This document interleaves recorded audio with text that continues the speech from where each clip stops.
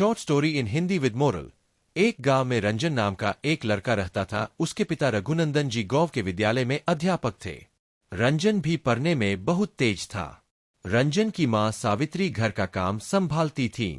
रंजन जब भी विद्यालय जाता, उसके पिता उससे बात नहीं करते थे। वे अन्य विद्यार्थियों से अच्छे से बात करते थे। एक दिन रंजन विद्यालय से घर आया तो सावित्री जी ने उसे खाना खाने के लिए दिया। तब रंजन ने माँ को गुस्सा दिखाते हुए कहा, रंजन, माँ, मैं उस विद्यालय में पढ़ने नहीं जाऊंगा। पिताजी मुझसे बात नहीं करते, जबकि वे मेरे साथ पढ़ने वाले सभी छात्रों से अच्छे से बात करते हैं। सावित्री जी, बेटा पिता के बारे में शंका नहीं करते। यदि वे ऐसा करते भी होंगे तो जरूर उसके पीछे कोई वजह होगी। तू खाना खा ले, इस बारे में हम शाम को बात करेंगे। रंजन उनकी बात मानकर खाना खा लेता है। शाम को जब रघुनंदन जी वापस आते हैं तो सावित्री जी उनसे रंजन से बात न करने का कारण पूछती है। रीड मोर, बांसुरी वाला। रघुनंदन जी रंजन को अपने पास बिठाकर कहते हैं, रघुनंदन जी, बेटा, पहली बात तो यह कि ये बात तुम्हें मुझसे पूछनी चाहिए थी।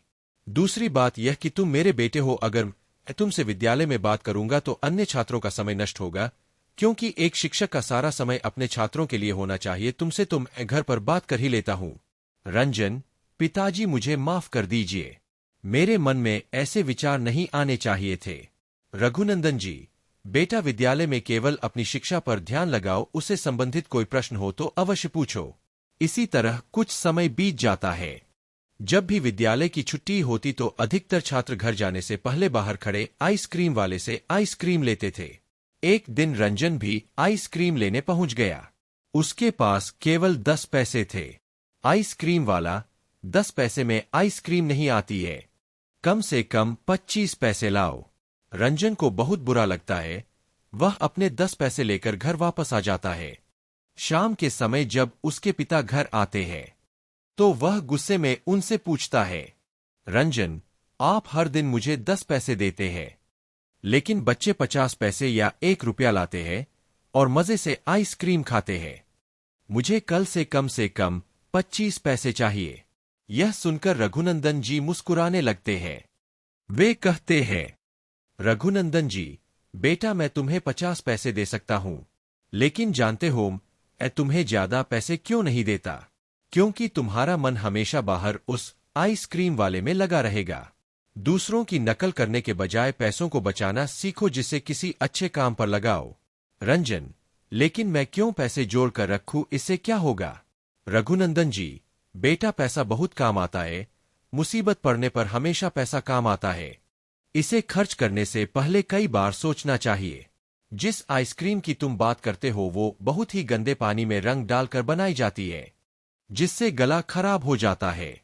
इसीलिए तुम्हें कम पैसे देता हूं, जिससे तुम उसे खर्च न कर दो। अगले दिन रघुनंदन जी अपने बेटे के लिए एक गुल्लक लाकर देते हैं। रघुनंदन जी, रंजन, इस गुल्लक में हमेशा कुछ पैसे डालते रहना। आज से मैं तुम्हें 25 पैसे दूंगा।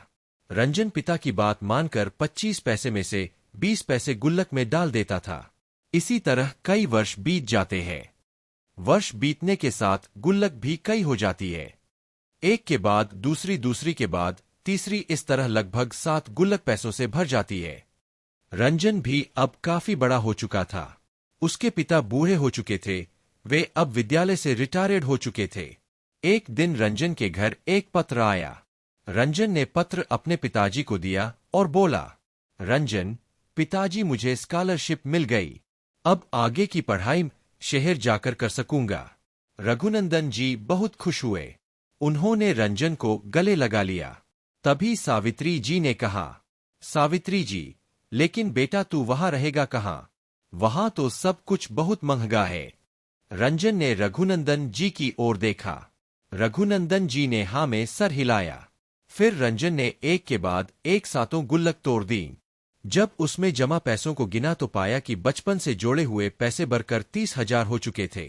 रंजन की आंखों से आंसू बह रहे थे। वो बोला, रंजन, पिताजी, आप ठीक कहते थे। अपने पर संयम रखकर किसी भी परिस्थिति को जीता जा सकता है। अगर मैं उस समय सारे पैसे आइसक्रीम खाने में उड़ा देता तो आज मेरा आगे पढ़ने का सपना अधूरा रह जाता और शायद आइसक्रीम खाकर बीमार पड़ता और इलाज में पैसे अलग से लगता। रघुनंदन जी ने कुछ और पैसे रंजन को दिए। अगले दिन जब रंजन घर से निकलने लगा तो रघुनंदन जी ने उसे एक गिफ्ट दिया। रंजन ने उसे बहुत प्यार से संभाल कर रख लिया। शहर पहुंचकर वह छात्रावास में पहुंचा, अपने कमरे में जाकर अपना सामान सजाया। फिर उसे याद आया कि पिता ने गिफ्ट दिया था। उसने उसे खोला तो देखा उसमें एक गुल्लक थी। यह देखकर रंजन बहुत खुश हुआ। वह पढ़ाई के साथ साथ खाली समय में काम भी करता और उन सभी पैसों को गुल्लक में डालता रहता। इस तरह पढ़ते पढ़ते वह एक दिन अपने गांव के विद्यालय में प्रधानाध्यापक बन गया। शिक्षा, समय और पैसा बहुत संभाल कर खर्च करना चाहिए।